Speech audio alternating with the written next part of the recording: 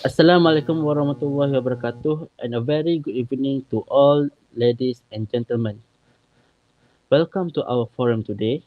My name is Muhammad Alim Bashir bin Osman, your moderator for today's forum.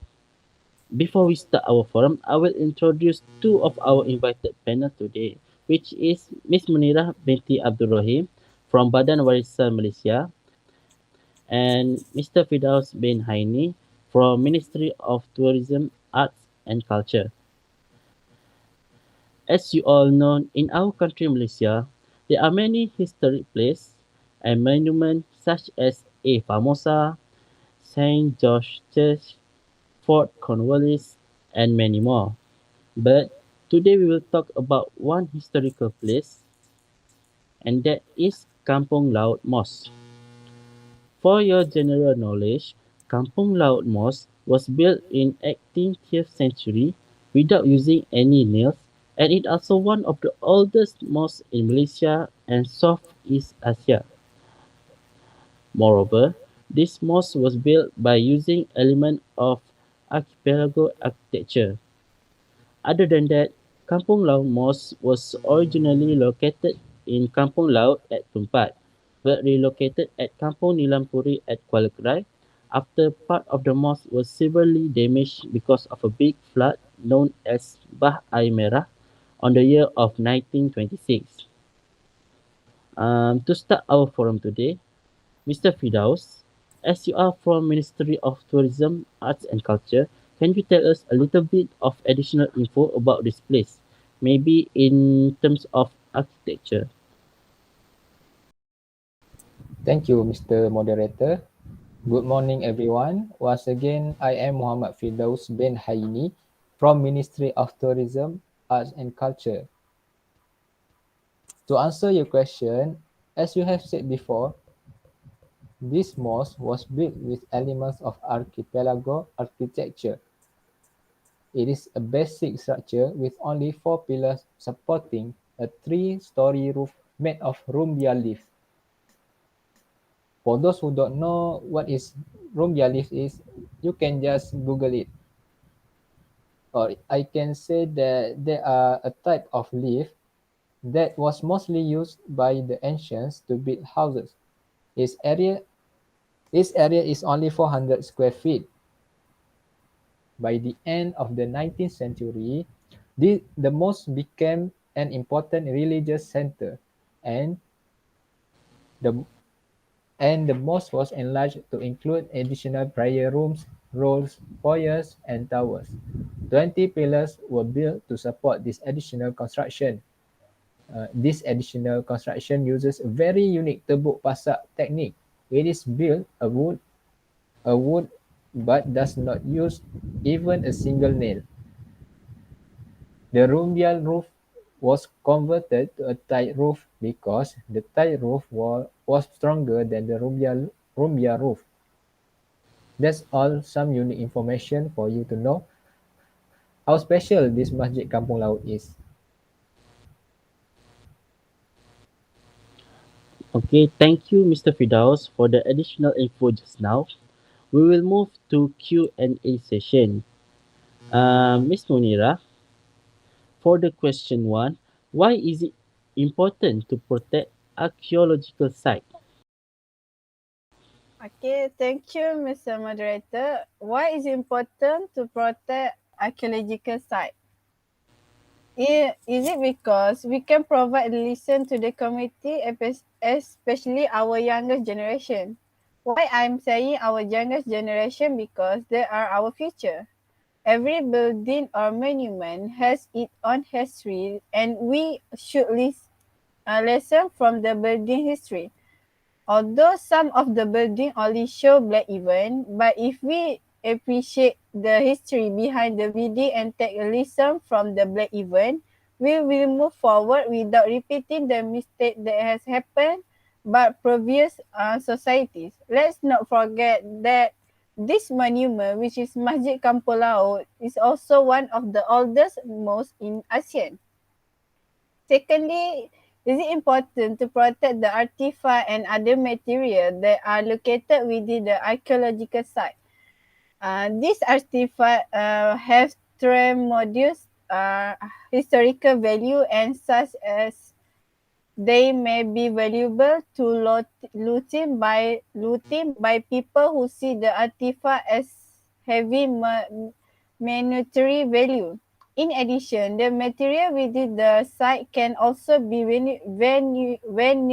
vulnerable to weather damage, so is it important to protect them from the wind, rain, snow, flooding, and dust, and other weather phenomena? This is also important to protect archaeological sites so that the archaeologists investigating them are safe. The site have to be protected from caving so that this is not life risking endeavor for the archaeologists to examine them. Okay, thank you, Miss Munira, for the answer.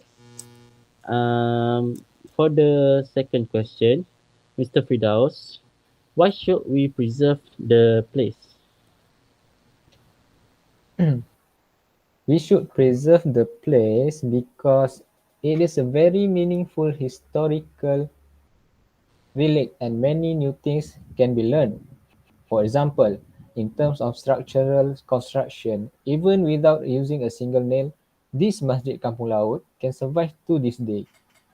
In addition, we can show our grandchildren in the future to remember the services of the mosque, which was once a popular spot at the end of the 19th century. Finally, we should preserve this mosque because it is an important symbol to Malaysians, especially since the majority are Muslims, where the mosque is an important place of worship for Muslims. Who knows, in the future we can reuse this Masjid Kampung Laut by doing a little maintenance and repair. With that, we can continue to preserve this place full of history from continuing to be forgotten. That's all from my opinion why we should preserve this place. Okay, thank you, Mr. Fidaus, for the answer. For the question three, Miss Munira, how do we educate our children on heritage preservation?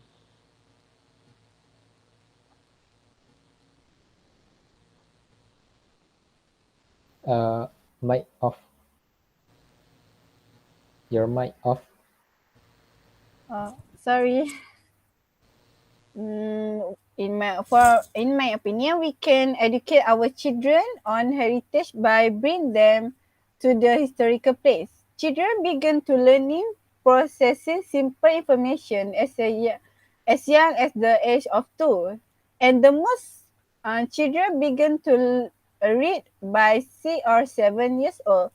As they develop the ability to listen and read, expose them to the story and book that embrace different culture, traditional, and diversity in Malay and around the world.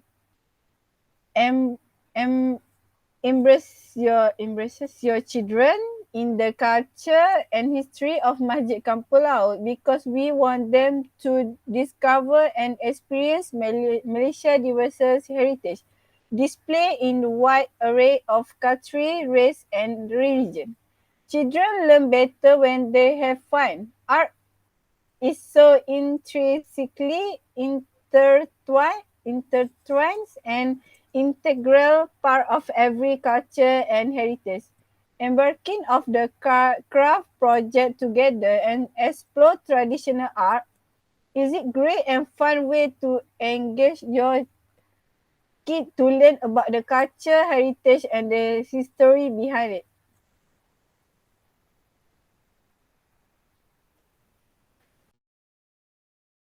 Okay, thank you, Miss Munira, for the answer. For the question four, Mr. Fidaus, how do we preserve culture heritage in our country?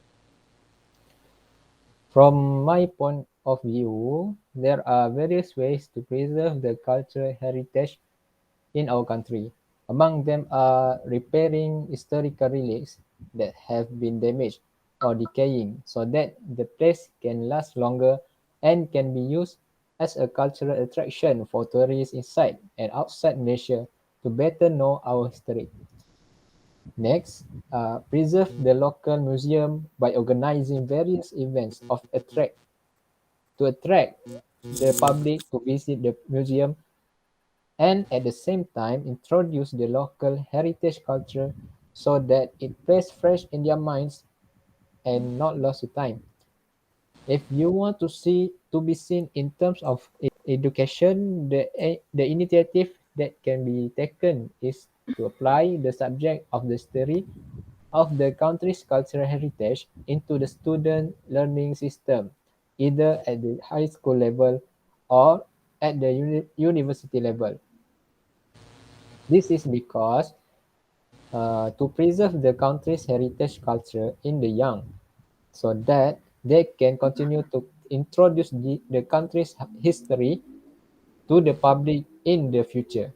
If seen in a personal context, parents also play an important role in educating their children not to leave the history of cultural heritage because they are one of the strongest influences for a child, even more when they are young. Therefore, parents should introduce their children to our culture heritage, especially at a young age. These are just a few ways for me, and I am convinced that there are many more ways we can do to continue to preserve our cultural heritage from being forgotten. Thank you. Okay, thank you, Mr. Fidaus, for the answer. For the last question, Miss Munira, what will happen if there were no monuments? Okay, what will happen if there are no monument? The country's, in my opinion, the country's economy will not grow. This due to no attraction that we attract tourists, both domestic and foreign tourists, because with the presence of monument, they will go to the place to find out the history and things that have happened there. In addition, the monument will also help the youngest generation not to forget the history that has taken place. This is because the monument will help them capture what has happened. If there no monument, they will not able to tell what has happened there and will be those who not believe what history and that history has happened. Okay, thank you, Miss Munira, for your generous answer.